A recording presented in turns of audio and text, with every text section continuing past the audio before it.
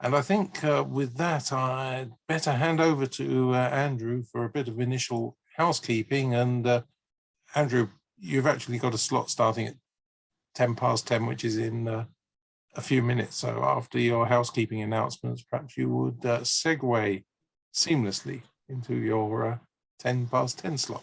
Thank you very much, Chair. It's very, very nice to once again to see so many and hopefully to hear so many members of the association. And I echo your sentiments about the fact that the power of Zoom is that we can go worldwide. It's not just a group of people meeting up in a meeting place in Derby or Leicester, as I'm going to mention in a few minutes. Thank you very much, everyone, for observing the protocols, making sure that your names are correctly displayed as you wish to be called. There will be opportunities for people to raise some points or to raise some questions, certainly during my short little section on housekeeping. Later on, Rodney Ulyate is going to be talking about social media. 4 ACS authors are going to be talking about their current and forthcoming publications before some closing comments from the chair. If I could just say that if you do have a question to raise, if you want to, please can you electronically raise your hand. If you look at the bottom of your screen, there is a button entitled Reactions, and in that there is an option for Raise the Hand. Whoever's chairing that section will then be able to call you in. And if you do have anything else, then there is the chat facility at the bottom. That, though, is for the purpose of being able to speak to either myself or to John, who is chairing the meeting. So please, please respect that facility, and we will, time permitting, hopefully have a chance for everyone to say a few words if you, that is, you have a question to raise. So we are aiming to finish by about 11:45, because I know several people, myself included, have afternoon commitments at other sporting events and other things to do. So I'll move on to, as invited to by the chair, I'll segue into a little bit of housekeeping, and I've got a couple of things just to say, first of all, about the AGM. It has already been referenced in the bulletin, but the AGM will be taking place on the 18th of March, starting at 10 o'clock in the morning. And we will once again be following an online format. There have been a few concerns raised by both members and certain members of the committee regarding the recent rise in COVID cases and flu outbreaks. And obviously, some people are still a little bit nervous about traveling to meet up. So we are going to have an online AGM on the 18th, starting at 10 o'clock in the morning. We expect it will be finishing by about 11:30. It will follow the usual format with presentations of awards. The committee is currently in the decision-making process on that, and further news about the AGM and the agenda will follow in the next mail shoot, as well as information being sent electronically to electronic members. I should say that there are no new nominations for the committee, and it is a little bit disappointing, to put it very mildly, that no one would amongst the membership is actually wanting to come on board. And all I would say is that if you do want to join the committee, it's not too onerous a task. We do meet up via Zoom, and if you wish to give your time in the furtherance of the association's activities, you would be very welcome. But obviously, the date for nominations, the 15th of November, has now passed, and as a result, there will not be any committee elections per se with new faces on the 18th of March. So if you do have any questions about what is needed, etc., then I'm sure you can talk to various committee members and friends, and we look forward to some new blood coming forward in 2024. Well, talking about new blood may not necessarily be the most appropriate segue to now talking about the association's Golden Jubilee. And I'm delighted to say that the committee at their meeting, their most recent meeting last weekend, have made a very important decision that we will be having a celebratory function, and it will be in person. The date for our 50th anniversary celebratory function is October the 14th.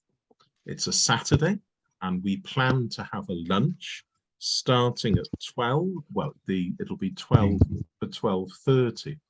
The venue for this will be Grace Road, Leicester, and the pavilion there, which I'm sure those of you who have visited Grace Road in recent times, I'm sure many of you will be wanting to go there next year, the scene of Sam North East's 410 Not Out, for Glamorgan, of course, that is.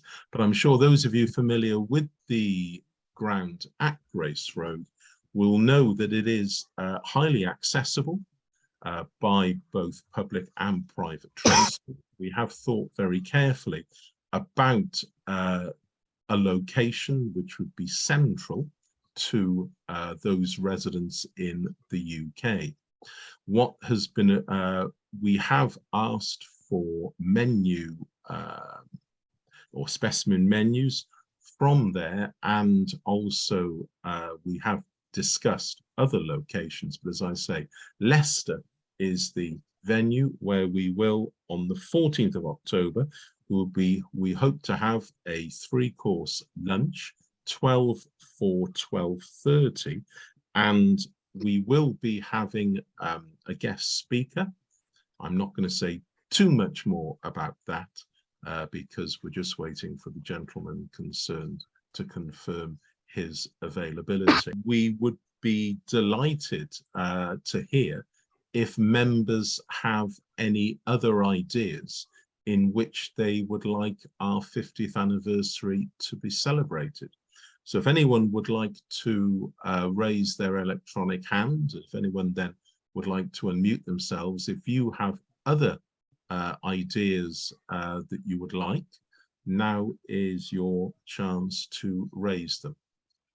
I'm not seeing a flood of electronic hands at the moment, so I presume everyone on the call is delighted that we are going to be celebrating it with a lunch as opposed to an evening function.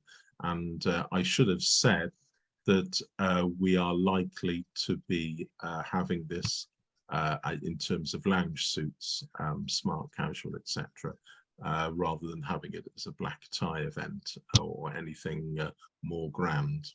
I know that several of our founder members are still alive, and for sake of clarity, because I know early copies of the journal are very scarce, a bit like goals for the Welsh football team at the moment in the World Cup, but I'm just going to call upon our membership secretary, Hugh Nathan. If Hugh, you could unmute yourself and just confirm which founder members are still alive and who we hope will be joining us at the anniversary lunch.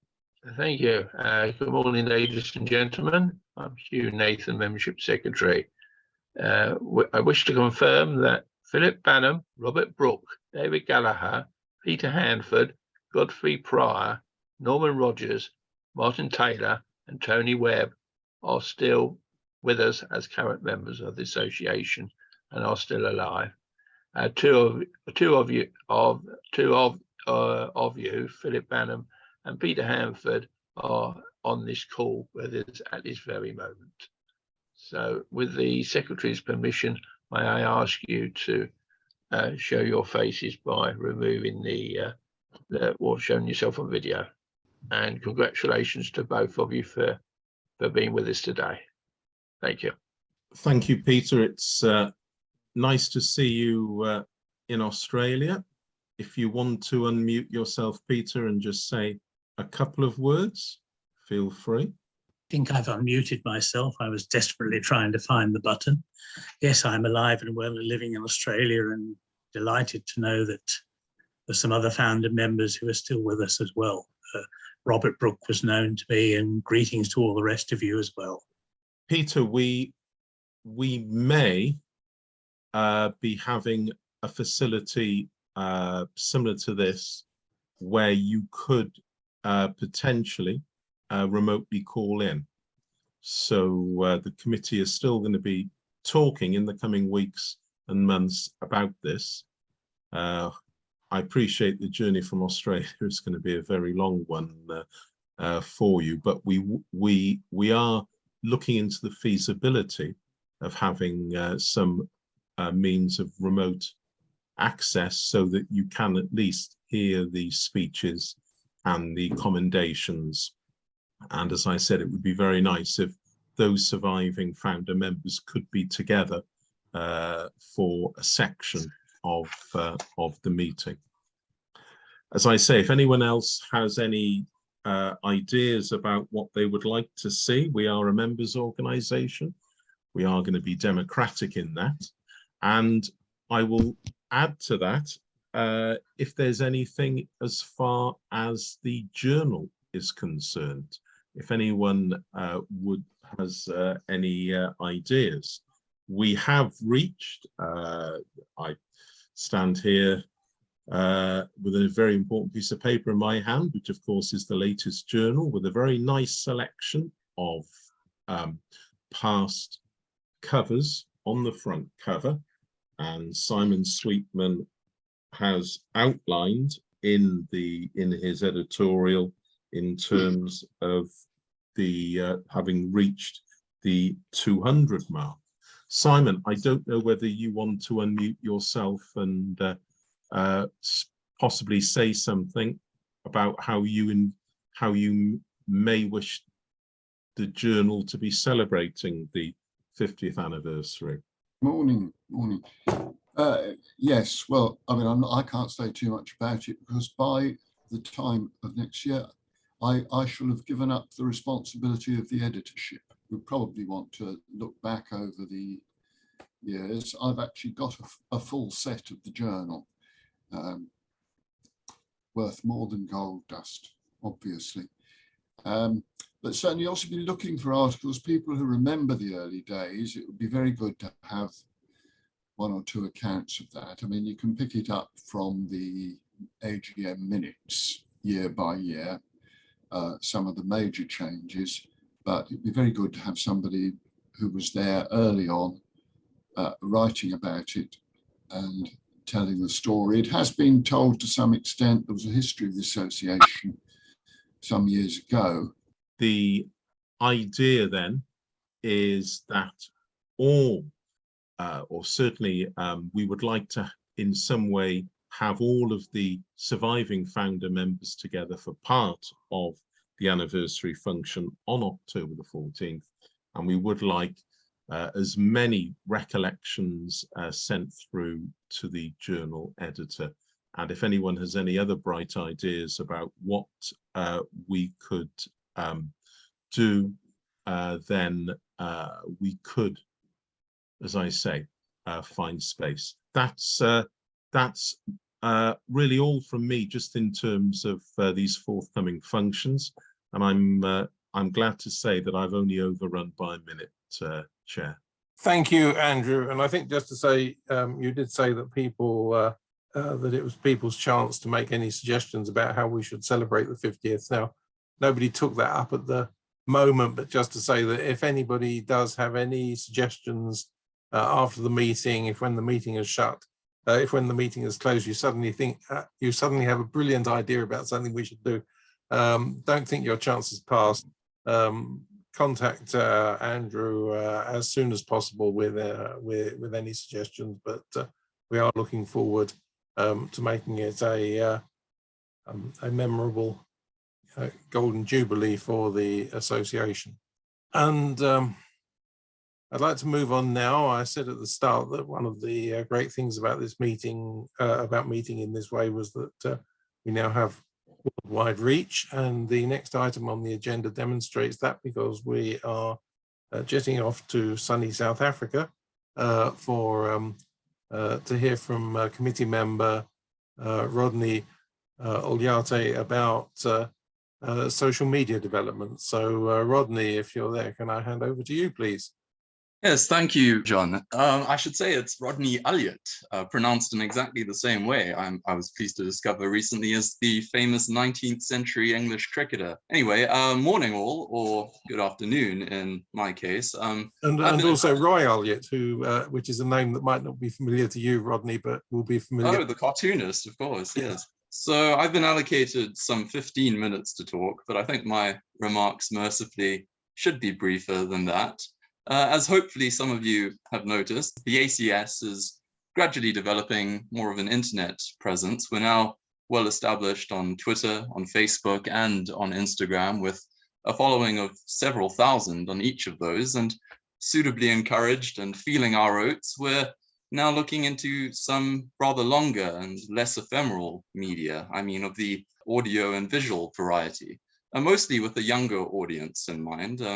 We're not yet desperate or superficial enough for TikTok, but we do have a hunch that we could deploy YouTube and podcasting as a sort of gateway drug, a means of luring a new generation to the more traditional written material in which we specialize.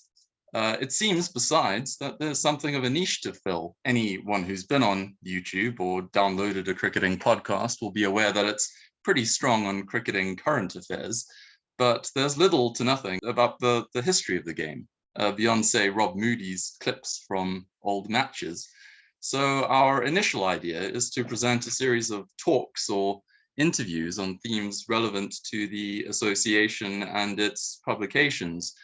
We've published one so far as a sort of trial balloon on my own personal YouTube channel. That's an interview I conducted a month ago now with Keith Walmsley on his book about the South American tour of the UK in 1932. In fact, I'm going to post in the chat a link to it, which you'll all be able to view later at your convenience. There we go. It was a qualified success. It's so far generated more than 500 individual views. 600 if you include the audio only version, which I would submit is pretty good for a first effort given the relative obscurity of the subject matter. And I should say I have access to the analytics, and it's especially encouraging to find that a good proportion of those 600 viewers are younger than 40 years of age, which means that the purpose of this enterprise is already somewhat justifying itself. We'll have an exclusive ACS channel with ACS branding, an official one, in other words, up and running in the next few days. Also an ACS podcast with full unedited audio versions of our YouTube content. We've a number of episodes already forthcoming, some of them recorded, some still in the pipeline, one of which will be, of course, a recording of this meeting, which you can all view at your convenience at a later date. I've also just conducted an interview with ACS member Richard Parry on, admittedly, a non-ACS publication, his book Swallows and Hawk, A History of English Cricket Tours of South Africa, a fascinating book by a fascinating man. I also have forthcoming a discussion with John Broom about his biography of the Essex all-rounder Ray Smith, and then one with Jeremy Lonsdale on his histories of cricket in Yorkshire. This should be regarded as a platform open to all of you. If you have an idea that you want to ventilate as a talk or be interviewed about as a preliminary to an article for the journal or even a book, or if you'd like to promote work you've already consummated in book or journal form, I hope you'll get in touch with me. all you need is an internet connection and a laptop. And since you've all joined this meeting successfully, there shouldn't be any difficulty there. With all that said, I'd like to turn to the floor. Any comments, and better yet, any volunteers? Thank you, Rodney. I'd like to say that I think that this is a critical evolution for the association. That these are unfamiliar. This is an unfamiliar area for some of us. It was obviously entirely undreamt of 50 years ago when the association was founded, but it's absolutely critical to our future success and development that we adapt and take on new areas like social media, because this will ensure that we remain active and topical and relevant as the world moves on. So I'd just like to say how hugely encouraging it is, both that Rodney Ulyate is undertaking this work and that he's getting such a good response to it in online fora. So with those words from me, does anybody else want to ask any questions or raise any comments on this subject? I see Keith Walmsley. Yeah, I found my unmute button at last, yes. Just a quick one to mention about something else that we've done in committee recently, and perhaps Rodney could elaborate, or others. In view of the fact there has been a bit of fuss in the press and whatnot lately about Twitter, I believe we have also suggested putting ourselves onto the Mastodon platform, about which I know nothing, but I don't know if that's something that is worth a few words on this occasion. It might well be, but I know next to nothing about Mastodon myself. I think Peter Hardy set that up. Could we unmute him and have him say a few words on the topic? Is it possible that I could ask a question? Yes, fire ahead. Can you hear me? Sorry, hold on. I wanted to ask, is this facility going to be available to non-members? Because so many of the youngsters that you're aiming at will not be members of the society, and I wonder if they'll be able to access it. I know my own son, who's in his mid-20s, is listening to cricket podcasts all the time, but I don't think it would cross his mind at the moment to listen or to see if he could access one that we're producing. Oh no, absolutely. Everything we publish on these platforms, podcast and YouTube, will be available for free to anyone in the world. So there are no worries on that front. And of course, we'd be more than happy to publish content by non-ACS members as well, provided, of course, it's within our remit and, you know, is suitably interesting. Yeah, thank you very much. Thank you, Graham. And Peter Hardy. Yes, just to pick up on Rodney's comment, John and Andrew. Yes, we agreed at our committee meeting last week that we would actually extend our reach to Mastodon. We still continue to very much focus on Twitter, Instagram and Facebook, but we decided that we should try and get the ACS cricket delineation onto that in case anyone else took it. Whether we will find it a useful source, we're not 100% sure, but we just thought as a defensive mechanism we should do that. Rodney, do you want to say anything by way of summing up? And then we'll move on. Oh, well, just that the same point applies here that Andrew made earlier with regards to the AGM, that if anyone thinks subsequent to this discussion that, oh, there's a point or an item of information or some content I could contribute, please don't hesitate to get in touch after the fact. I'd be more than receptive. I'll move on to the next topic, which is recent and forthcoming publications. We have invited a number of authors to attend to speak about their work.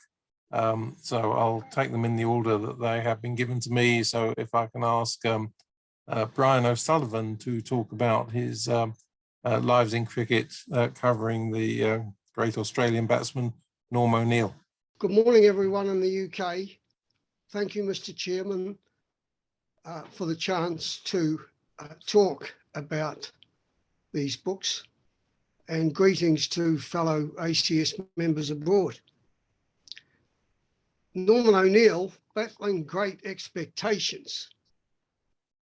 When he was called another Bradman by Bill O'Reilly, the quick-paced leg spinner that Bradman regarded as the best bowler he ever faced or saw, the media followed because after Bradman retired, the sporting public was wanting a new hero.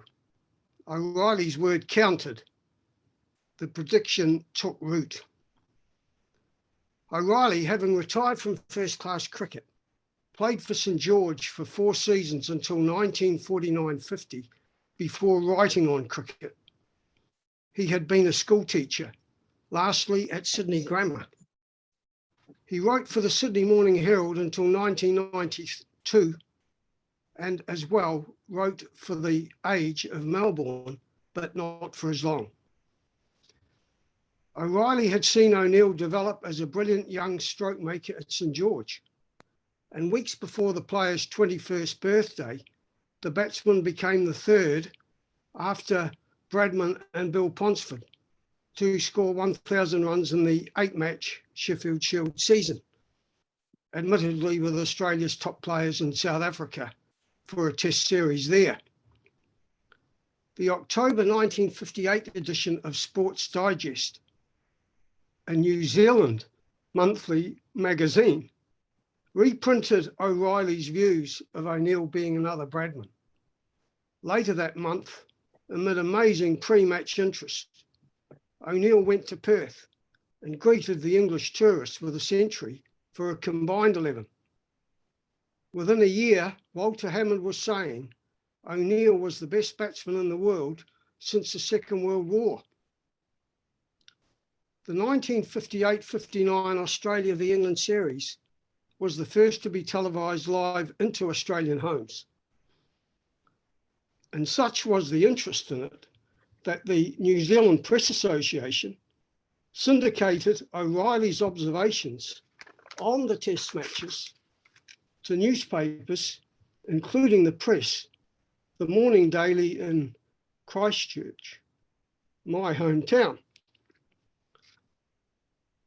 My oldest brother, Pat, 10 years older than me and in his late teens, did a scrapbook on that series, consisting of reports in our morning paper by agencies and O'Reilly. Seeing O'Neill's name in headlines had me asking him whether the seemingly amazing young cricketer was a relative, with the O apostrophe being in both of our surnames. I'll just show you now a couple of articles from these cuttings. I think you can see them. And here, a few more. It was letter, initials then, not Christian names in this particular newspaper. My interest in O'Neill and Australian cricket increased, and I began collecting Australian newspapers from the Central Library and the Australian Trade Commission to do scrapbooks myself when I'd come home from my secondary school. I'd have to bike through the city centre. David Frith, who played with O'Neill in their teenage years, and if you're listening, David, best wishes, I think, from all of us, has kindly provided the foreword. There are chapters by Warren Saunders, a lifelong friend, club captain and state teammate, and by Mark Burgess, the former New Zealand captain, who scored his maiden first-class century in O'Neill's last match, a testimonial appeal fund fixture at the Brabourne Stadium in Bombay, now Mumbai, in April 1968. The players were housed at the stadium, the Lords of India. Mark describes world-class players at leisure. O'Neill's first-class and test career is covered chronologically. The New South Wales team was really strong at this time when he made his debut, and under Richie Benaud's captaincy, Australia did not lose a series. There are match-by-match details, 8-ball overs, of course, in Australia at this time. O'Neill scored 45 centuries in those 188 matches. His last one was at the Basin Reserve in Wellington in 1967.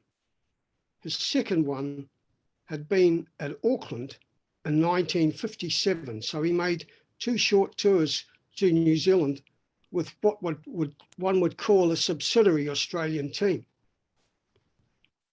O'Neill scored the most runs in the tied Test series against the West Indies in 60-61 before having a very good tour of England.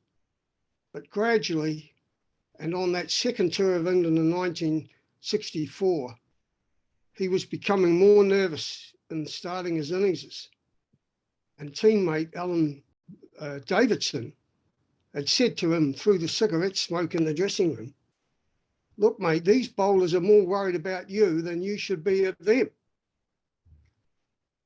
On the way back from England in 64, he was ill in India and had 2 months recovering from a virus before a delayed start to the next season. Just before the touring party for the West Indies was announced, Bob Simpson, now Australia captain and New South Wales captain and opener as well, with the challenge of scoring 276 runs in better than even time, in less than even time, to beat South Australia, and with O'Neill having had a first innings duck, simply said, "Normie, you're opening." New South Wales won by 10 wickets. O'Neill had to retire hurt in successive tests in the West Indies, where Australia lost their first test series since England 56. But came back to continue both of those innings when X-rays showed no broken bone. He scored centuries in his only 3 innings against first-class island opposition, proved a handy bowler for Simpson with his leg spinners before, in what became his final test, 2 half-centuries, 1 unbeaten, he suffered a fractured thumb. In a bungled world exclusive, published prematurely before he had returned to Australia, he called Charlie Griffith a thrower, something that other players believed but did not say. He had a frustrating last few seasons with injuries, mumps even, withdrawing surprisingly from one state match for personal reasons when overlooked for the state captaincy with test players away, before he was finally appointed for one match only to be ruled unfit for that particular game. Ray Steele, manager and assistant on those 2 tours of England, said O'Neill had one of the best cricket brains in the game. With more discernment coming into his batting, he headed the Sheffield Shield averages in what became his final season. Knee injuries ultimately caused him to retire early at only 30. He did some coaching and was a radio analyst on cricket until 1994. In 3 of O'Neill's first 6 seasons in first-class cricket, there was no touring team in Australia. So after 8 weekends involving 4-day Sheffield Shield matches, grade cricket assumed an importance long since diminished. Cricket was only at weekends, unless a player could obtain leave from a sympathetic employer. So some players had to retire because they had to support their family. In the winter months, many cricketers, including O'Neill, were top-class baseball players. One reason why he was a brilliant fieldsman with a bullet-like throw. Or they played rugby league, Ray Lindwall, for example, or Australian football rules. Brian Booth represented Australia at hockey in the 1956 Olympic Games in Melbourne.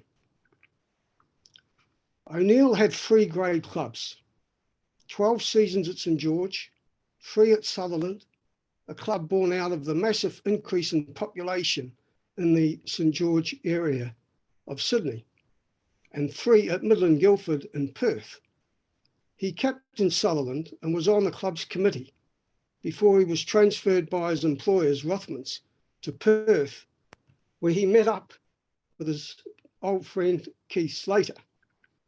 Keith, whose only Test appearance was in that 58-59 series, and whose bowling action did not arouse the doubts as much as those of Ian Metcalfe and others, is interviewed, as is Stan Gilchrist, father of Adam, who played against O'Neill in grade cricket before they became Sutherland teammates.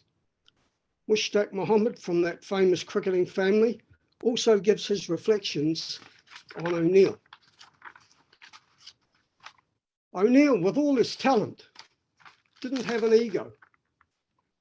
He was very much a team man, a player's player. He regarded Brian Statham as the best bowler he faced. Freddie Truman took his wicket most times in Test matches, yet did not bowl the batsman out even once in their total of 39 innings in which they faced each other at Test or first class level. Graham Dowling, a former New Zealand captain, said he simply loved watching O'Neill bat because of his compact technique. O'Neill had to retire hurt from having been hit on the head only once in his whole career, and this early in it. Thus, he could either avoid a bouncer or play the hook stroke, arguably the most thrilling of all shots, one that he was very good at playing. Batting now, for health and safety considerations, is a much easier challenge because of helmets. When we look at concussion substitutes having come into cricket, the irony is that they came as a result of a batsman being hit on the helmet and not on the head without a helmet. Never dropped in a span of 42 Test matches, O'Neill met the requirement of Bradman, Australia's chief selector throughout the player's Test career, whose overriding benchmark in a player or team was always entertainment. This charismatic, graceful, stylish crowd pleaser averaged 50 in first-class cricket and 45 in Tests, when boundaries were longer, bats were lighter, pitches were not covered as they are today, and, as I say, pre-helmets. Bradman, the godfather of Australian cricket, said in a television interview in 1996, "Norman was a very fine batsman. He really was." The book has match action and team photographs, details of non-first class matches, appendix, index, and a montage of the 12-lane Norm O'Neill Cricket Training Facility at Penshurst in the St George area, a deserving legacy. Lastly, thank you to my editor of the book, Jeremy Lonsdale, for his massive contribution to it. Thank you. Best wishes, everyone.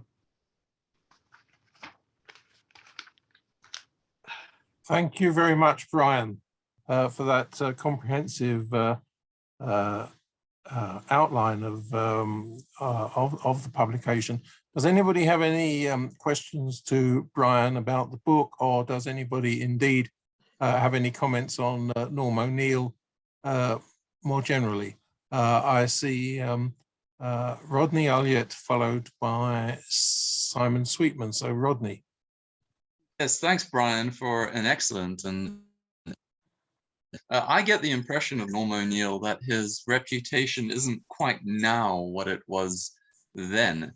It seems strange to me that he's very seldom mentioned these days in the same breath as other greats of Australian batsmanship. Even stranger when we remember that this was a man who, over the course of a 7-year career in Test cricket, averaged 57 batting at number 4. Yeah, what do you think accounts for his what I perceive to be, I might be wrong, a relatively diminished reputation? Well, I've often wondered why this book was not written by Australians. There's many people that could have written such a book. Maybe technology is a factor. Now we have access to information on a player's whole career, and maybe that wasn't available as easily in the mid-60s or late 60s after he'd retired, Rodney. Thanks, Brian. Can I take comments from Simon Sweetman, followed by Douglas Miller, and then I'll hand back to Brian to answer their points and sum up. So, Simon. Yeah, I have one clear memory of Norman O'Neill. This was when listening to the 1958-9 test series, and the first test at Brisbane was appallingly dull and tedious in terms of batting. I think Trevor Bailey batted for about 3 days for 68. And then the last innings, with Australia needing not tremendously many to win, O'Neill came in and he played strokes. He was the first batsman virtually in that match to do so, and it immediately created an impression that here was something, it was somebody who was something rather different. It didn't necessarily last, and the only time I saw him live, he was bowled for a duck by Ted Dexter. But at that moment, you know, it was one of the great memories. Hello, yes, can you see me? I'm with you. Yes. First of all, I think it's the technology that got in the way, and I saw that my hand was up without my thinking I had put my hand up. And so I then tried to take it down, and whether that meant it went up again or whatever. So I hear you think that I was wanting something to say. So apologies, here I am. And I have got, I suppose, brief memories of Norman O'Neill. And I'm afraid that one has to accept that when he came in 1961, he had become by that time a profound disappointment compared to the early expectations. And one of the greatest cricketing moments of my life is seeing his off stump, I think it was, come whirling out of the ground at Lord's when Australia slumped to 19 for 4, chasing, I think, 66 or 7 to win that test match. And I saw him again in action in the memorable test at Old Trafford, where again, I don't think he did very much. And I think if you look at his figures for that tour, he was a sort of an over puffed up balloon in a way. Before I invite Brian to respond, I've also seen a hand from Rick Finley. Yeah, I just wanted to say that I'm probably one of the few here who actually had any contact with Norman O'Neill. I had the privilege of working with him at the very first Hobart Test in 1989. He came down from Sydney and was an expert commentator. I was doing the stats. And I just wanted to make the point that I found him a very humble, very polite, a lovely man to work with, and I'll never forget how kind he was to a much younger person in those days. And the other thing, unfortunately, about him was that he smoked like a chimney, and I'm afraid that probably contributed to his early passing. But yeah, I've certainly got very fond memories of working with Norman O'Neill. Thanks, Rick. Brian, can I hand back to you to sum up? Well, yes, thanks very much to all three that have responded. Firstly, that debut innings, and this was in the Christchurch newspaper at the time, was obviously in relation to the other batting in the match, very startling with it being his debut. And then, of course, in Sydney, in that third test of that series, he with Australia were 3 down for under 100, and it was a massive crowd. And here you can see what I wanted in the book, this picture of the hill. You can't possibly see it too well, but I'm usually a fairly conservative dresser, but for once I thought, if I can't have this photograph in the book, the publishers in Sydney said, whatever the price, I'm not going to be able to have it. I thought, well, if I do nothing else, I'll put it on a T-shirt. And O'Reilly, in that particular innings, when he got into the 70s, said that it was a more mature innings than what it had been in Brisbane with 140 odd to win. Here, he had to do something to ensure Australia got a lead, which ultimately became about 130. And while England managed to have a draw in that test, Australia, of course, won the next 2. as far as his time in England on his 2 tours with our second correspondent, sorry, I just missed your name, sir. You may have got mixed up with 61 and 64, because in 61 he did very well. There was not a test match in Manchester in 64, and in 61, sorry, there was, he got 47. Australia 600 and England 600. And Simpson's perhaps possibly defensive tactics ensured the Ashes being retained. But in 61, he was vomited on the pitch. Truman hit him a few times. He was out for 11. But in the second innings, when Australia were needing to again get back into a position of ascendancy in what became a great test match, Benno went to talk to him on the Sunday morning at breakfast, on the Monday morning at breakfast, when O'Neill was then due to bat, and told him, come on, this is your chance to prove that you're a great batsman. And his 67 was crucial before, of course, Mackenzie and Davidson put on 98. And of course with Rick, thank you, Rick. We did speak some time ago, and I'm very thankful that you have contributed this morning to say what Norman O'Neill was like as a person. Thank you, everyone.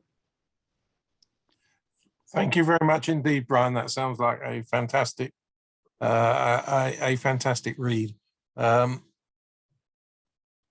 I move on to our next speaker, who is Andrew Radd, who wants to talk about his contribution to our first class series dealing with Northamptonshire. So, Andrew, the floor is yours.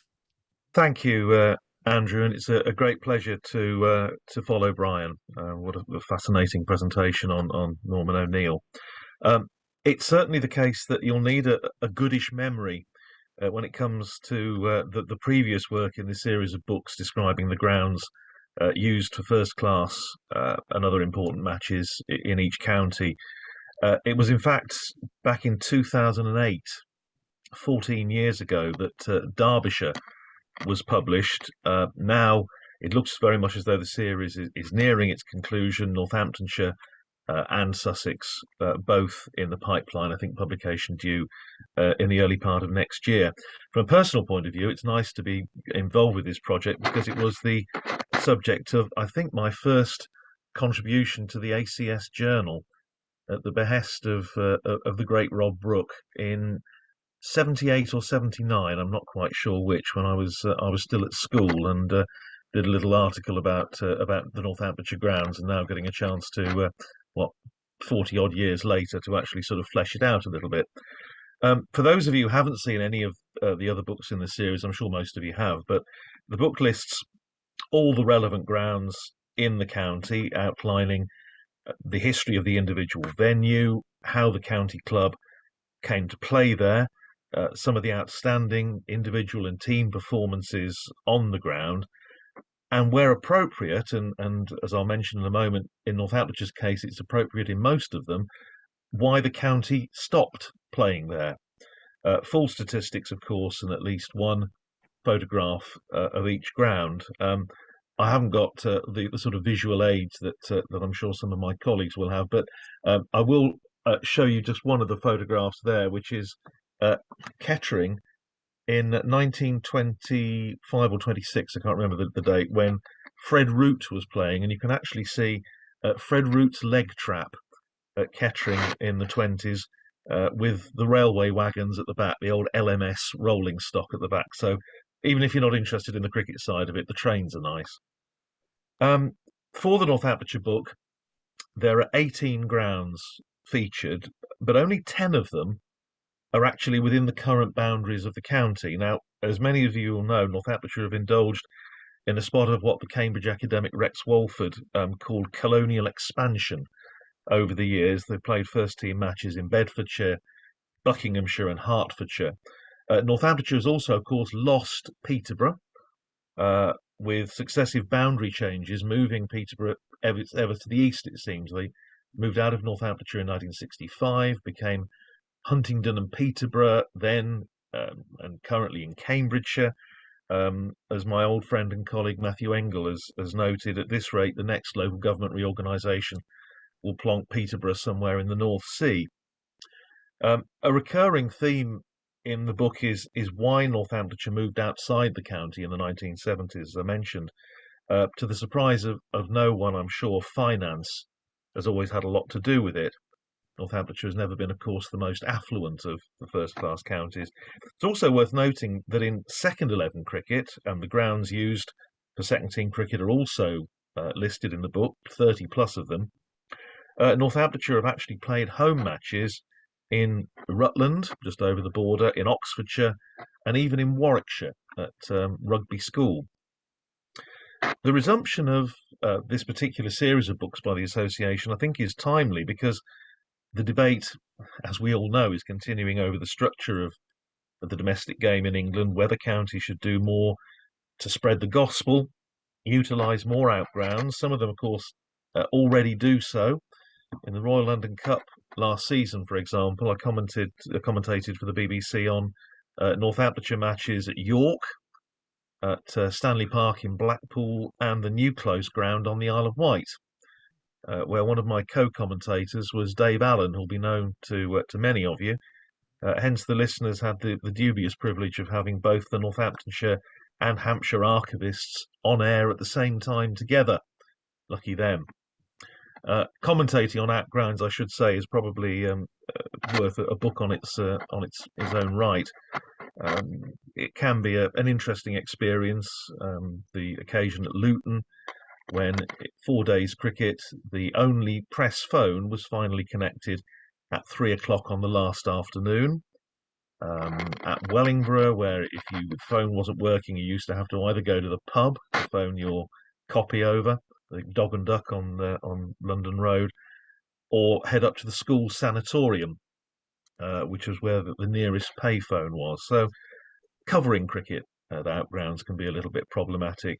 I think in particular of 3 miserable days at Manor Fields in Bletchley. But Northamptonshire, in contrast to those counties that I mentioned there who are using outgrounds, have not played a single first-team match away from the county ground in Northampton since 2014. That's basically 8 seasons without an outground. If the feedback from listeners is anything to go by, most county supporters actually like the occasional away day. If the action on the field is flagging when we're on air, just mention a couple of outgrounds and you're guaranteed enough texts, emails and tweets to keep you going for the next hour or so. So why have Northamptonshire then not ventured away from Wantage Road for the best part of a decade? The book attempts to answer that question. It also explains, incidentally, why that very street name, Wantage Road, is directly relevant to the county ground, which was actually there first. If a very large chunk of this book is devoted to the county ground, and yes, it is, there is a very good reason for that. It was Gary Wallace, well known, I'm sure, to most ACS members, who is collaborating with me on this project, who pointed out in the very early stages when we were looking at it that only 7 grounds in the world, 5 of them test venues, have staged more first-class matches than Wantage Road, which to date has hosted, I think, 1,091 of them. Having seen my first match there 50 years ago in 1972, I've watched and reported on a fair chunk of those. But of course, the ground has changed beyond all recognition since I first watched Northamptonshire under Jim Watts take on Hampshire under Richard Ulyate in May 1972. Most obviously, league football is no longer played at the Abington Avenue end of the ground, the only cricket car park on which George Best scored 6 goals in an FA Cup tie for Manchester United, which he did back in 1970. When Northampton Town, the mighty Cobblers, had their only season in the old First Division, 1965-66, under Dave Bowen, the ground staff had just over 24 hours to transform the county ground from a championship cricket venue, Northamptonshire playing Gloucestershire, in a match which could actually have given Northamptonshire the title, to hosting Arsenal in the top division of English football. And yet the original prospectus of the County Ground Company, the company that was set up to basically fund the establishment of the county ground, published in 1885, a year before the first match was played there, didn't mention association football at all. So again, one of the themes in the book is the relationship between Northampton Town Football Club and Northamptonshire County Cricket Club, and how they came to cohabit, not always comfortably, but with a reasonable degree of goodwill for the best part of a century, 97 years. The football connection is significant even in a cricket book, not least because of the fact that Northamptonshire, as many of you will know, couldn't play home matches in April or September for many years because of football. Just think of that with the present fixture list when we're playing, 4 rounds of championship matches in September, as we did last year. It means that, or meant in fact in the 70s, that a village of around 300 inhabitants hosted first-team cricket. So question is Horton, about 5 miles from Northampton, the smallest settlement to stage a List A match in England? Answers on a postcard, but Horton House Cricket Club, Denton Road, lovely venue, is obviously one of those that we cover in the book. Some of Northamptonshire's outgrounds are rather better known. The old Peterborough Town Ground, Crawthorne Road, was used as far back as 1906. But 60 years later, its final first-class match saw play held up while Northamptonshire's captain, Roger Prideaux, asked an irate householder if he could have our ball back, much the same way as the schoolboys do. Neither of the 2 grounds used for first-class cricket in Peterborough are still used for cricket today, which is sad. After the county ground, the ground in Northamptonshire that staged the most first-class matches is Kettering. And only last season I was able to bore my 16-year-old son rigid with tales of the great deeds performed there by Herbert Sutcliffe, Bill Bowes, Philip Mead and many others, on the ground where he, my son, had just scored his maiden 50 in senior cricket. So where does a stagecoach, or the remnants of it, Kepler vessels and his bow and arrow, and railway station announcements fit into the story of county cricket at Kettering? Well, again, hopefully you'll buy the book and find out. Personal favourite of mine among the outgrounds was Wellingborough School, last used by Northamptonshire in 1991, but still a lovely place to watch cricket, school cricket. It's one of the grounds in the book with a W.G. Grace connection.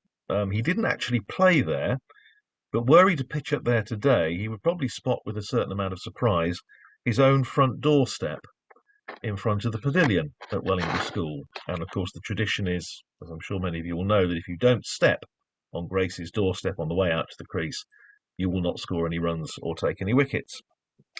WG also features elsewhere in the book, sharing the billing at a ground in Wellingborough long since built over, with jugglers, contortionists and tightrope walkers. He also scored his 200th century in all cricket on a ground that Northamptonshire used for second 11 matches. And most shocking of all, he got involved in a punch-up at Northamptonshire's main home ground before the move to Wantage Road. That, of course, is Northampton Racecourse, a ground also used in its time for horse racing, as the name would suggest, also for public executions, and for those of us of a certain age, a European heat of Jeux sans frontières in 1974. The racecourse, again, so many great players. W.G. Grace played there, as I mentioned. Alfred Minn played there. Spofford played there.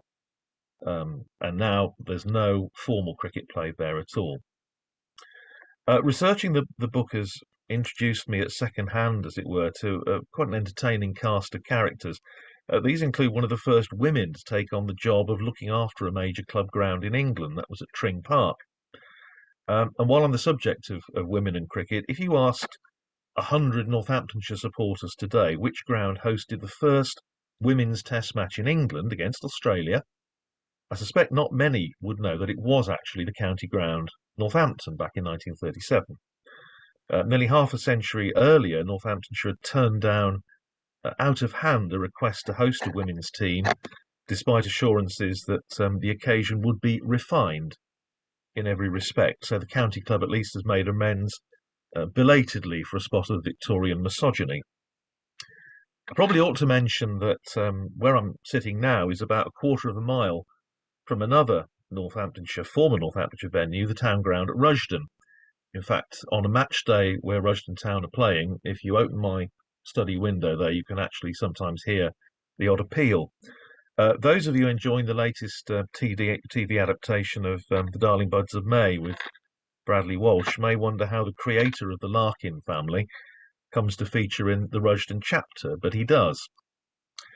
Also, a future MP who represented both Conservative and Labour in the Commons, not at the same time, figures prominently in the chapter on a ground used for just one first-class match, in which he scored a double century. That ground, formerly attached to a well-known clothing factory that made suits for the Co-op, is now the playing field at a school whose music block is one of the old factory buildings. I have resisted the temptation, actually, in the book to share a comment by an old friend of mine who taught music at that school for a few years and always claimed gleefully that his office was where they used to manufacture various items of gender-specific underwear.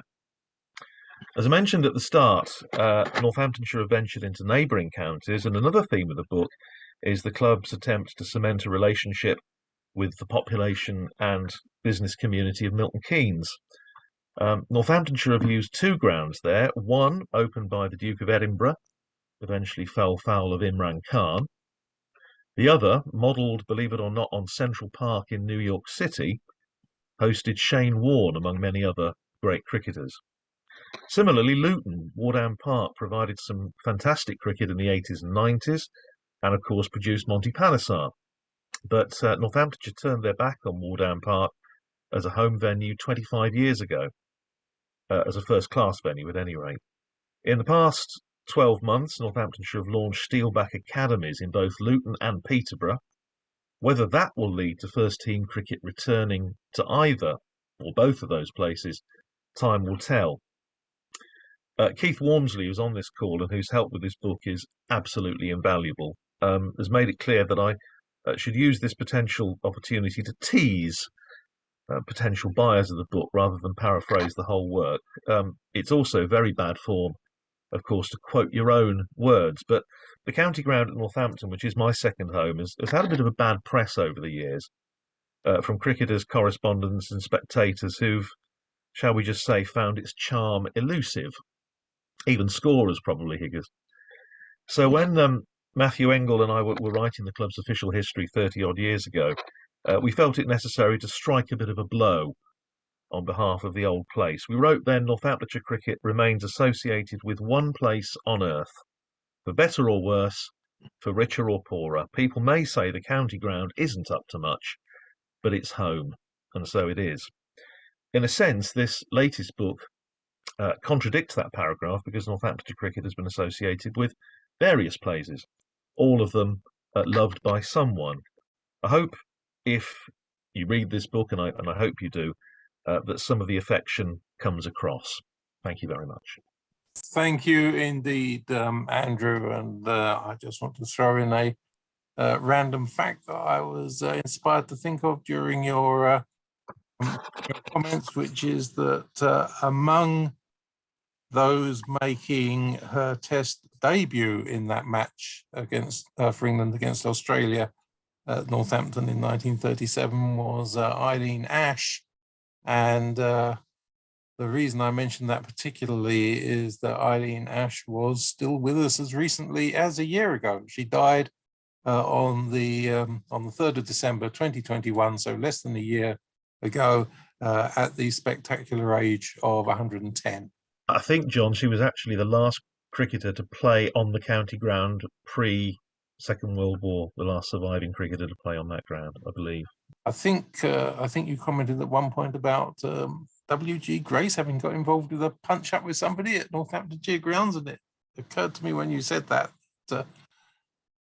I think he would probably have been quite a formidable proposition in the punch-up. I mean, he's obviously a very powerful man, and I don't think he would have felt any undue obligation to stick to Queensberry rules. So I should, well, that was it. It was in 1870. It was in 1873, and he never played in Northampton again. He did play in the county again. He played at Wellingborough and he played at Oundle School, but he didn't ever return to Northampton.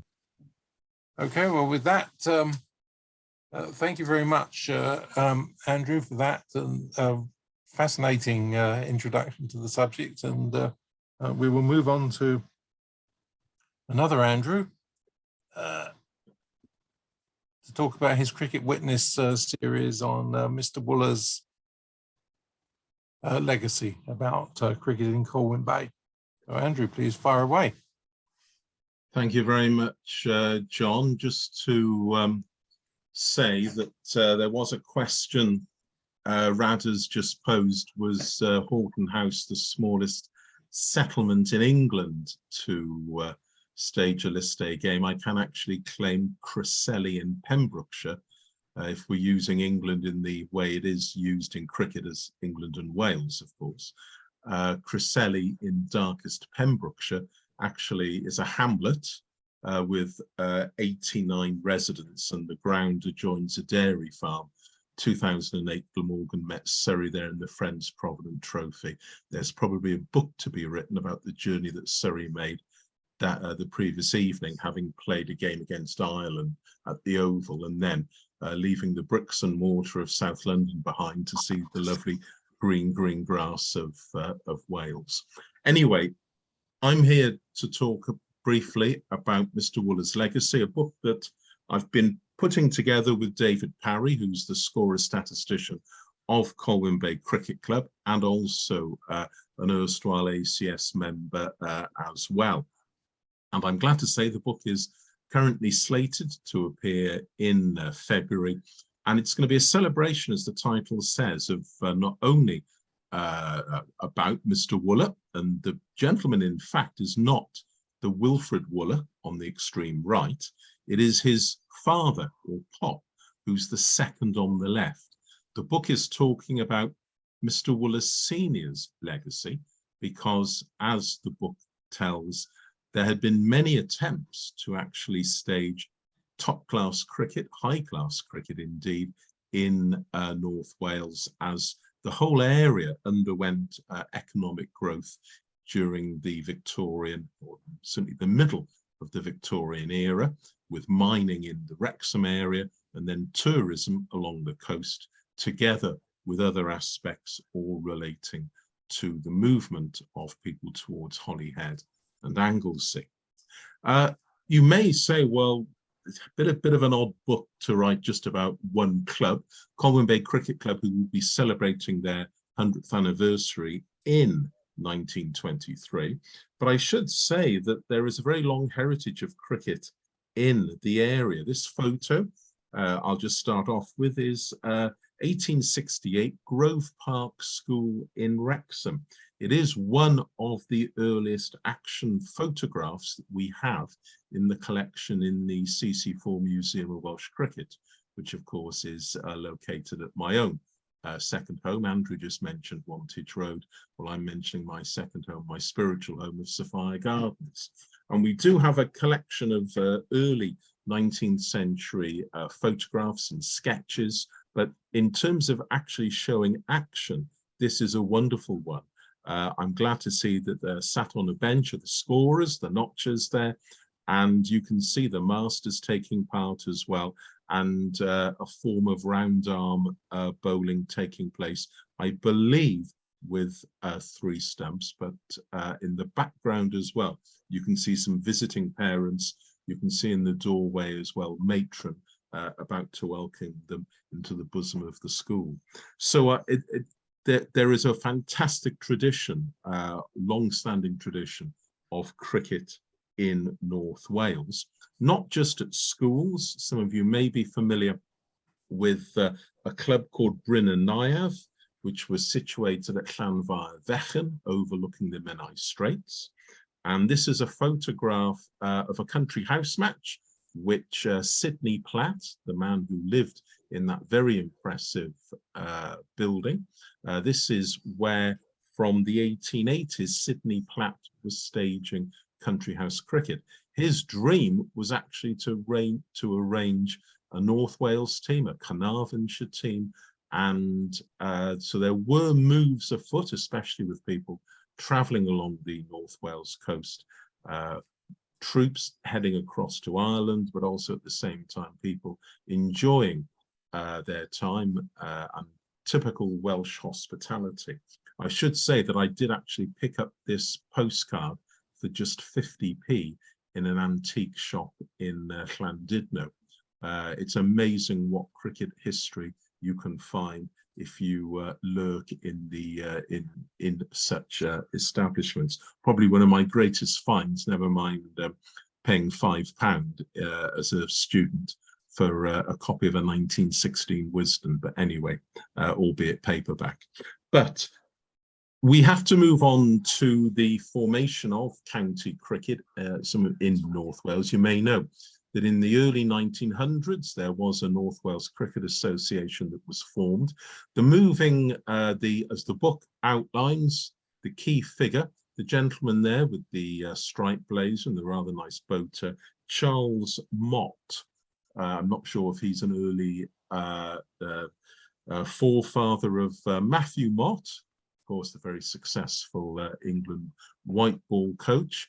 But perhaps Charles may have a link, and being a Welshman, that might explain why the England team are doing so well and are World Cup winners. Certainly something that Wales's football team will have to, I think, dream about for the next 64 years. But Charles Mott was also a member of the Vale of Clwyd team, which played in Denbigh, the town of Denbigh, and also in Ruthin. And this is the 1906 team that played Flintshire. I'm glad to say that the book does have a selection of really good photographs, because there is a very good archive in Denbighshire archives and also in Flintshire archives. And this is just one of several top-class photos which will adorn the book. Quite interestingly as well, the book will tell the story, in fact, of the first black cricket team associated with a place in Wales. And this is where the story moves to Colwyn Bay, or more appropriately, Rowson-Sea. Those of you who've been to the Penrhyn Avenue ground in Colwyn Bay will know actually it's not in technically Colwyn Bay, but the adjoining village seaside resort of Rowson-Sea. And it was here in one of the large impressive buildings that a gentleman called the Reverend William Hughes set up a training institute so that young boys from various colonies could come, receive an education and play sport. And the Congo Training Institute in Colwyn Bay did play a lot of quite important games against neighbouring town sides such as Llandudno and also, as I mentioned, Denbigh. But of course, the gentleman who is named in the title of the book, Mr. Wooler, was the father of Master Wooler, Wilfred of that ilk, sat here on the second row of gentlemen there. This is the Rydal School cricket team of 1933. And if you had to produce a poll of who were the most famous cricketers to emerge from North Wales, Wilf Wooler would be up there. I'm quite sure Phil Salt might be added to that list in due course if he carries on performing well for England. But with Rydal School doing so well, there was an impetus in the years leading up to the Second World War for county cricket, minor county cricket, to be staged in Denbighshire. The book does cover, although I'm sure many of you will know, not in much detail, because Denbighshire did not have a very great time as a minor county. In fact, a very short pamphlet could be written on minor county championship victories undertaken by Denbighshire. But one of the things that underlay Denbighshire's entry into the minor county championship was the birth of Wilf Wooler. That's Wilf on the left, I hasten to add. Wilf at the age of 6, and also the fact that a very decent facility had been provided at the ground off Penrhyn Avenue. This is an early postcard of the early ground in Rowson-Sea. So this is the home of Colwyn Bay Cricket Club, where there were a lot of people who were really, really keen for county cricket to come to North Wales. As I said, in the 1920s, a Denbighshire side were playing. quite successfully against touring teams from the Liverpool and Manchester area. And this is really Mr. Wooler's legacy, because those lovely houses you can see in this coloured postcard, and I'm hoping this will actually be the cover of the book, many of those houses were actually built by Mr. Wooler himself, Mr. Wooler Senior. He was a Yorkshireman, had done a lot of work building properties in various locations along the North Wales coast. He was, as you would expect from a Yorkshireman, he was a keen cricketer, and he helped out Colwyn Bay Cricket Club by establishing the first ground. They levelled the area of land, and those houses, as I say, in the area are as much a part of Mr. Wooler's legacy as the cricket ground. Well, one of the residents in the houses, you can see here an early photo of the initial pavilion, but one of the residents in the houses there on the hill was this fantastically famous cricketer, Sidney Barnes, probably one of the finest bowlers ever produced by the English county structure. What's interesting is a lot of books have been written in the past, biographies have been penned about S.F. Barnes, but his connection with Colwyn Bay and the local cricketers there has never really been told in a proper book. And this is something David and I, you may remember, we have published an article in the journal already. David and I hope to put the record straight by telling you about S.F. Barnes. Now, S.F. Barnes also, besides playing in the local area for Colwyn Bay, running a pub, there's an interesting story there as well, but he also coached the young boys at Colwyn Bay Cricket Club. And of course, that included a certain Wilfred Wooler. Another key figure in the story is this man, and again, another forgotten man in the history of sport in Wales, someone called Gwilym Rowland. He was a businessman, born in Anglesey, made his money in Manchester, lived in Colwyn Bay, and he wanted sport to be successful in the area. It was Gwilym Rowland who actually, you can see there, standing with the walking stick, 6 from the left in this photo. This is Llandudno Cricket Club. And Gwilym Rowland was one of the people instrumental in the formation of the Wales team that played first-class cricket from 1923 onwards. He put his money into forming a Wales team. He also formed a friendship with the gentleman there with the, you can see Mr. Rowland there sat second left on the front row. If you just go along fourth left on the front row, another figure in the story is Henry Swan, someone who I think E.W. Swanton described as the worst ever first-class cricketer he ever saw.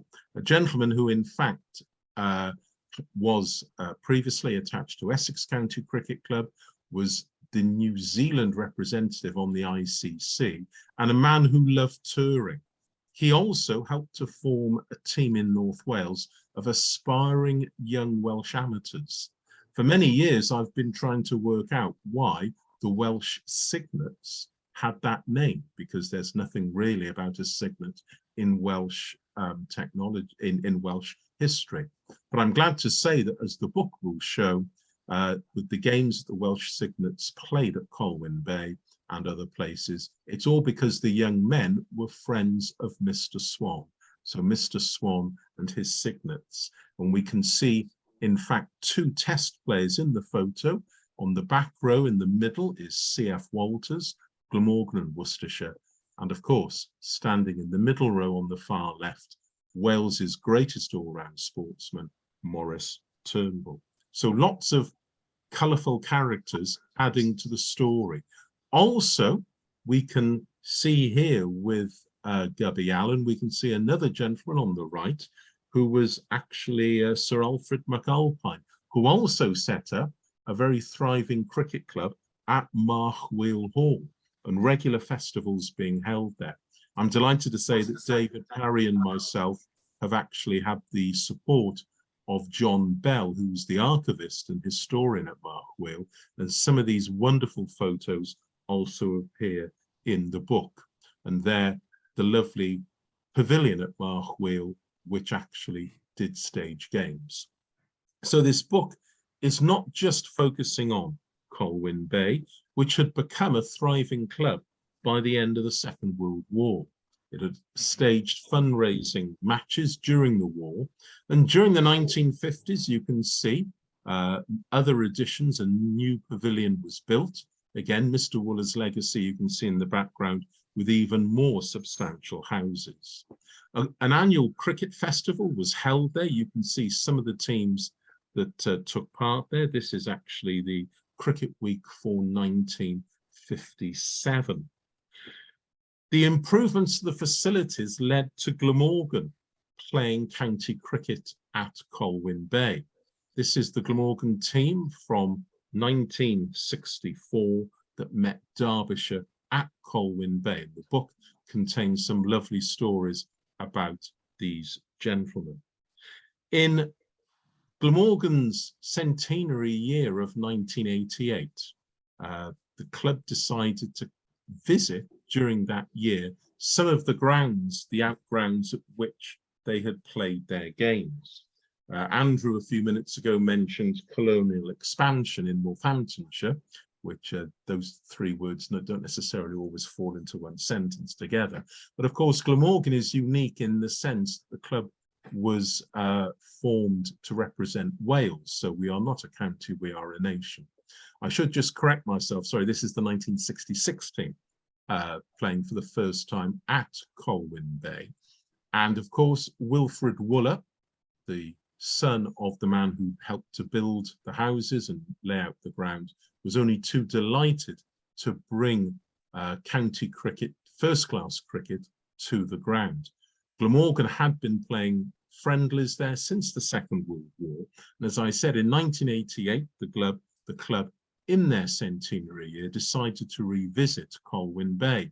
And ever since, the annual games have been very well attended. Here we can see action from the game in 1995 when Lancashire were the visitors.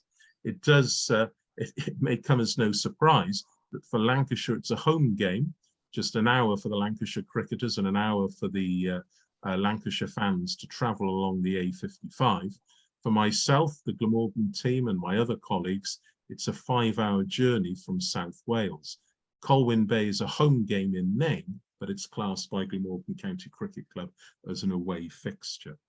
Of course, the ground, further improvements have taken place. Of course, the ground, very popular, very different. Some of you may say it's a throwback to what is a proper cricket ground in this era of large stadia, in this era of white ball cricket, the 100 and large franchises. How nice it is, and I do know many journalists like Andrew enjoy their time coming to Colwyn Bay, which symbolises the heart of county cricket. Just to finish, Colwyn Bay, of course, is in the record books. Well, it was in the record books up until the middle of this year. Steve James, now, of course, a very good and erstwhile journalist on cricket and rugby for the Times. In the year 2000, he made an unbeaten 309. As the story will tell, in the book, there is a story actually about the number 3 going up on the electronic scoreboard, which only actually deals in numbers between 0 and 99. It is quite a funny story. As I say, the book will tell you more. The interesting thing, of course, this summer was that Sam Northeast 410, and then a few months later, David Lloyd 313 not out. So Steve, unfortunately, in the space of 8 weeks from being number 1 to number 3. But of course, as befits a fine gentleman, he was one of the first to send Sam and also David a text message of congratulations. It was in 2004 that these two gentlemen, Robert Croft and Matthew Maynard, together with a few other famous Glamorgan players, Adrian Dale and Alex Swarf, of course, currently Alex umpiring in the T10 out in Dubai. It was at Colwyn Bay that Glamorgan won the National League in 2004, without the attention, the trappings of the Sky television because, of course, a test match was taking place at the time.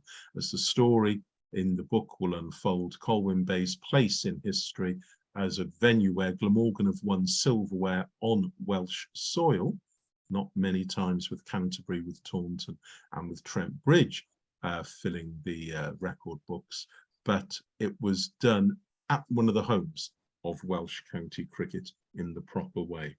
And of course, in more recent times, Aneurin Donald scored a double hundred in the space of 120 minutes, and the famous photo with Steve James being recreated there. That was against Derbyshire. Apologies to Mr. Griffin, who's on the call, for reminding him of Aneurin Donald's blitzkrieg.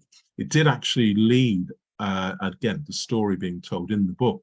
One of the umpires told me in the tea room, or was it the bar? I can't remember. Anyway, one of those two places after play, he said to me, Aneurin had edged. He'd been dropped twice in the slips. He'd edged along the ground about 3 or 4 times in getting to 50, and then he didn't give another chance. And as the umpire said to me, Aneurin went from Donald Duck to Donald Bradman in the space of 2 hours. So there's some fantastic stories about the recent history of cricket in Wales and also more distant times, and the fact that we should be thanking, as I say, the gentleman there, second from the left in the photograph. That is Mr. Wooler, and that's his legacy for Welsh sport. Has anybody got any questions or points for Andrew on his book or on Colwyn Bay? And I see hands from Jenny Heald and Peter Hardy, so I'll take them in that order, please. Jenny. Thank you, John. Apologies for my voice, which is very croaky at the moment. But I was really interested in that. Andrew's books are always brilliant anyway, but I've seen cricket played at, county cricket played at Colwyn Bay on several occasions. As quite a few people on this call will know, my late husband, Brian, was a big fan of Yorkshire, and Yorkshire have played county cricket there on several occasions against Glamorgan. I remember once when I think we saw the entire amount of cricket played, which was a couple of hours because it just poured with rain for all 3 or 4 days, but they managed to get a couple of hours in. But we know that area well because Brian's late brother lived in Lonsdale, so we visited quite a few times. But I didn't know anything about the history of the ground, so the book sounds fascinating. My question for Andrew is, are Glamorgan ever going to play there again, or have they played their last match? Thank you, Jenny. The first class fixtures are being announced at 10 o'clock on Wednesday morning. So I have to say that we'll have to wait until 10 o'clock on Wednesday morning to find out. I always do enjoy my sojourns to the north, and the club so well run, and as I say, the Colwyn Bay Club celebrating their centenary year this year. So we'll find out at 10 o'clock on Wednesday morning. That sounds very promising. Thank you, Jenny. Peter Hardy, I think I saw a hand. You did, John. Thank you very much. Just to say, Andrew, I'm very much looking forward to this. From a personal point of view, I find it particularly interesting because between 1980 and 1983, I played cricket for Mole Cricket Club. And then on Sundays, the thing morphed into a county championship. So a number of us played for Flintshire against all the different counties along the coast there. And our sort of the best game of the season in terms of the wicket was usually Colwyn Bay, but Mark Wheel also had a very good wicket, as did Brumbo, which was the Steelworks team just nearby. So there were some fascinating places to play. So thank you very much for the praise, sir. You've whetted my appetite considerably. Thank you. And if I mentioned John Bell, the archivist for Mark Wheel, fortunately he has deposited with the Museum of Welsh Cricket at Sophia Gardens, so I'm hoping that there might be another book coming out about the history of that ground. And we've also got the personal papers of Gwilym Rowland, who went from rags to riches and then sadly back to rags again. The story's all in the book, and it could well be that there could be another volume. So this could be, I don't like using the word trilogies because that's got Harry Potter connotations, but this could be the first of several, because we have been very fortunate at Glamorgan to acquire personal manuscripts. And of course, those are the things that make Cricket Witness such a good book, because it is personal recollections about places. Thank you, Peter. No, not at all. And thank you, Jenny. And thank you, Andrew, and everyone. If we can move on now, our final speaker is Jeremy Lonsdale, who is going to talk about his book on the pioneering MCC tour to India in 1926-27. So Jeremy, it's all yours. Thanks, John. Can I just check you're happy for me to sort of have a similar amount of time to the others, or would you like me to truncate a little bit, given that we've sort of run over? I think it would be unfair to ask you to accept less time than the others, so please. I will keep it reasonably short. Good morning to everybody. Yes, I'm going to talk about the second book in the new ACS series on tours. Keith Walmsley's book on the 1932 South American tour of the UK being the first one that was published back in the summer.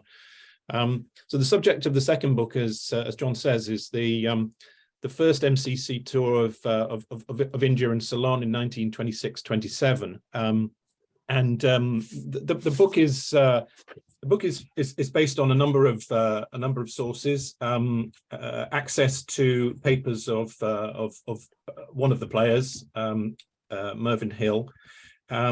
Also, there's a lot of interesting material in the MCC library. There's a lot of the correspondence between Lords and the Calcutta Cricket Club, which organised the tour, coordinated the tour in India, and a lot of that material covers the administration of the tour and the financing, and also a lot of interesting material about some of the more controversial aspects of developments over the course of the tour. There's also bits and pieces which appears in the correspondence of the governor of Bombay and the viceroy of India, who were at various points drawn into the tour.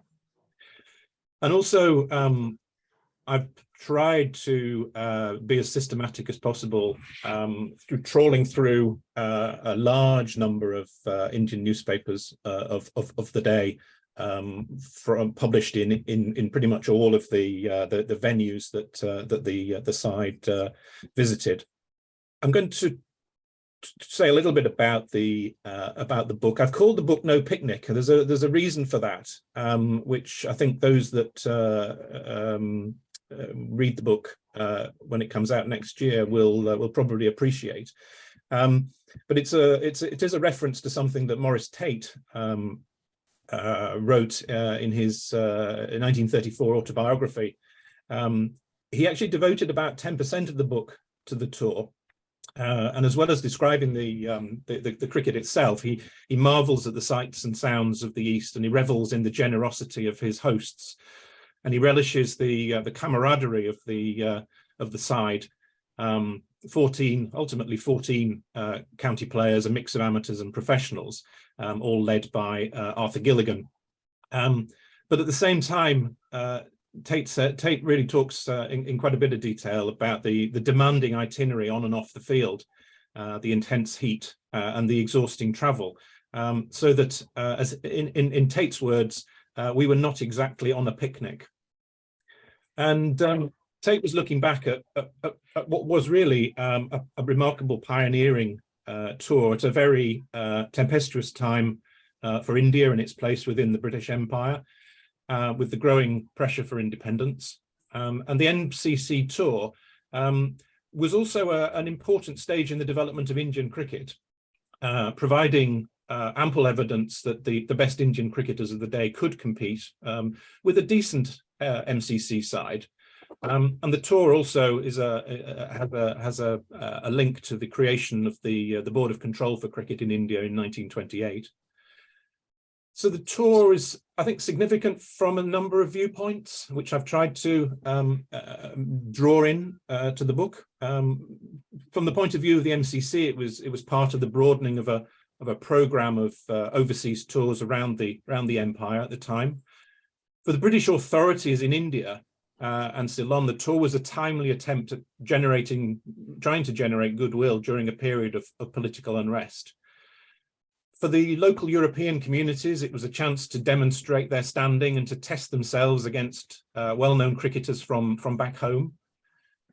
For the different local communities, it also provided opportunities to take on the English at their own game, and in particular for Indian nationalists, it offered possibility of upsetting the current order, albeit only on the sports field.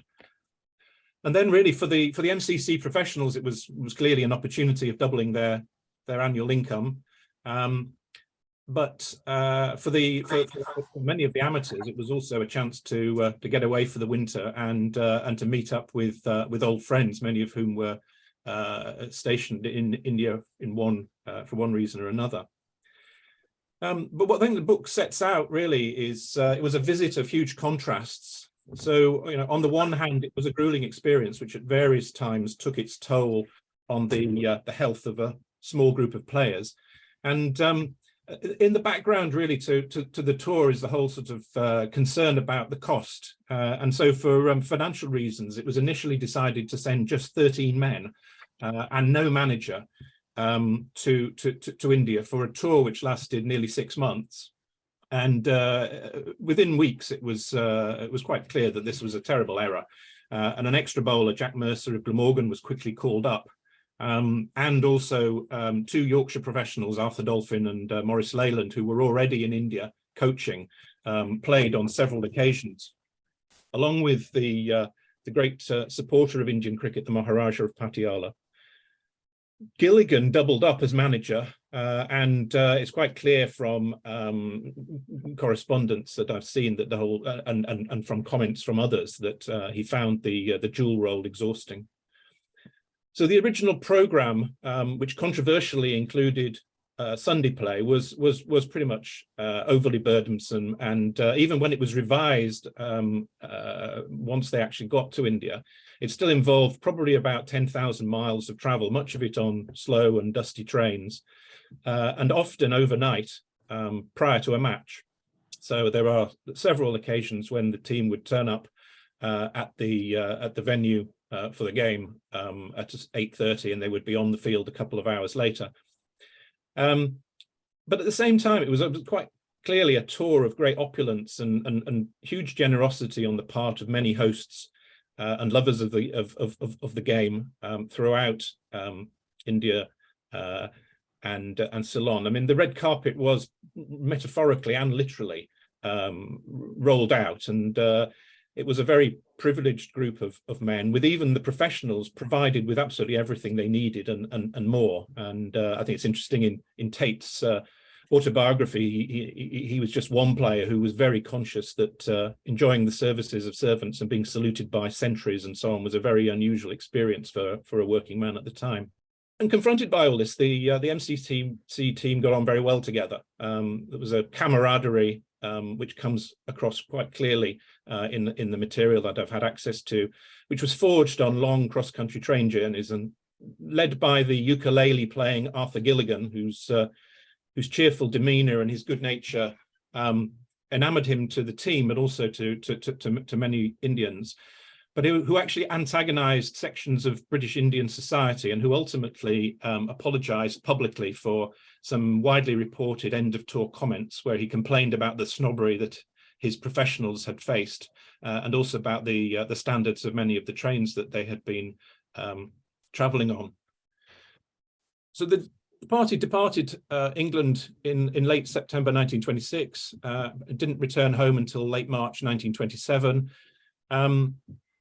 it was a challenging tour. Several games played on unfamiliar matting wickets, almost all taking place in high temperatures and with glare, which many of the sides struggled to get used to. But at the same time, it was one of the most lavish tours involving relentless hospitality from representatives of all the different communities, and late night formal dinners at Government House, theatre visits, sightseeing, and so on. And it seems as though, as well as the travel, the late nights, often not going to bed till 2, 3 in the morning, and then playing cricket about 6 hours or 7 hours later, it really did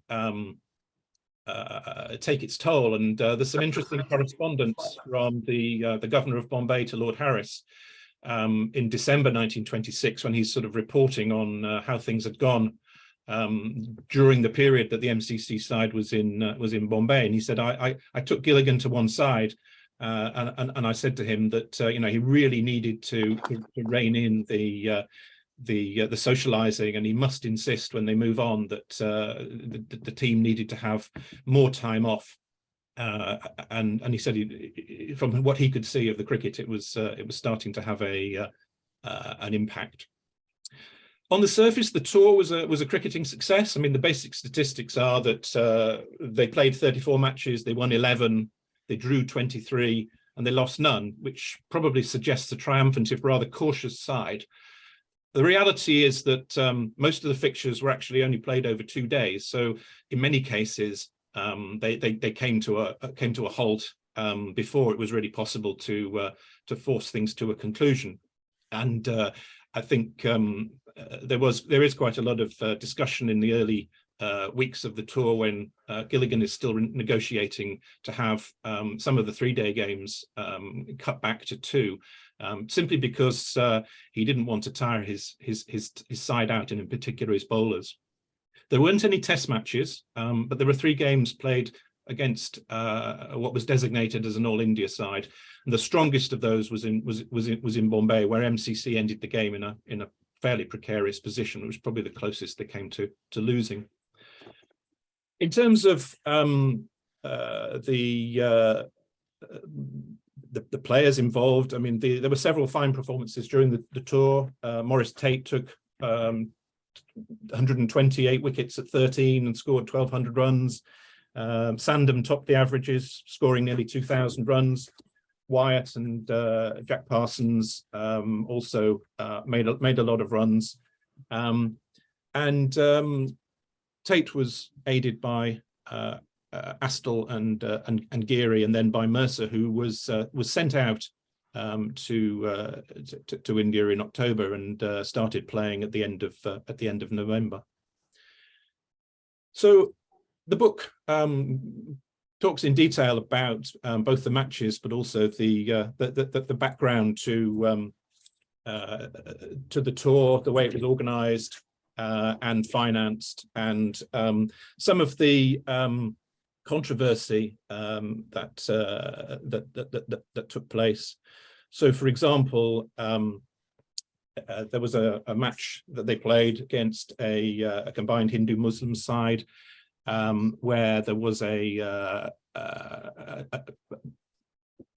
great C.K. Naidu was bowled, but his captain at the non-striking end appealed and said that actually the ball had come off the wicketkeeper's pads. The umpire changed his decision, despite complaints from several MCC players.